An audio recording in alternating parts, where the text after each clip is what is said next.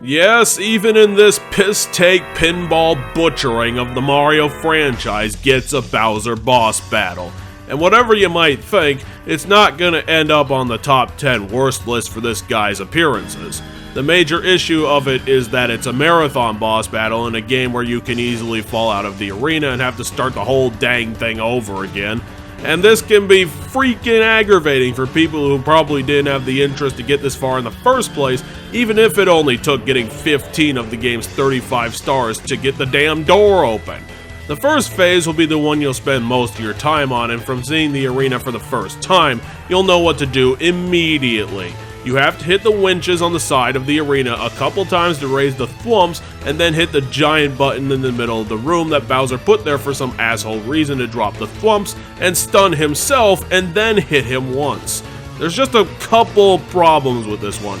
One, Bowser's only attack is to stun the player's flippers for a few seconds, making it incredibly easy to have him negate the fight completely because of some bullshit chaos theory powers. And two, you have to hit the button with a considerable hit, meaning that there's an unusual amount of time spent in just hitting the button to stun in this boss fight with such a gigantic Bowser that you only have tiny windows available to hit the button at all, making this incredibly aggravating fight tantamount to controller abuse.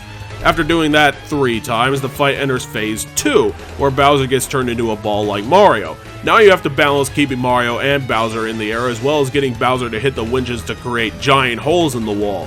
Thankfully, this phase is short, as Bowser moves quickly as a pinball. Most of your effort should be put into keeping track of Mario at this point. And I can't believe I'm even writing this, but the Phase 2 music for the Mario Pinball Land Bowser fight is some of the best I've ever heard. I even have it on my hard drive for later use because that shit is the best thing about this mess-handled idea. It got a good music track out of it. Hopefully it kept Mario alive long enough to see the underwhelming Bowser death as he's catapulted into a mountain with no pomp or circumstance, or even reason why that happened in the first place, which is fair enough for a game that could barely explain what Bowser and his Koopa Troop were doing at the carnival in the first place. Ultimately, it's the perfect example for the game it came from. A completely mishandled, nonsense appearance with little redeeming factors.